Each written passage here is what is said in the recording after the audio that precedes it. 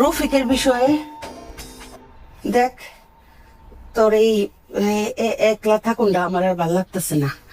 যে সিদ্ধান্তটা নিবি তাড়াতাড়ি সিদ্ধান্ত নে, আমার তোর ভাইজানের কাছে চলে যাইতে হইব। কি কথা বলো ভাবি? এসব চলে যাইতে হবে তবে কে বলছে তোমারে? ভাবি,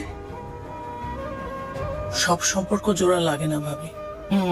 একটা পাইছে বইয়ের বাসা, সব সম্পর্ক জোড়া লাগে না। এটা কি আসমান ভাঙ্গা পড়ছে মাথার উপরে যে জোড়া লাগতো না? এটা মানুষ, মানুষের মন, এটা মনটা বহাইলেই জোড়া লাগবো, বুঝছস? বিশ্বাস একবার নষ্ট হয়ে গেলে সেই বিশ্বাস কি ফেরত আসে? কি অবিশ্বাসের কাজ করছে রফিক? হ্যাঁ, সে কি একটা বিয়ে করছে? সে কি প্রেম প্রীতি করছে? হ্যাঁ, সে বয়স কম ছিল, বুঝতে পারে নাই, ভুল করছে, তো করে একলা ফালায় চলে গেছিল।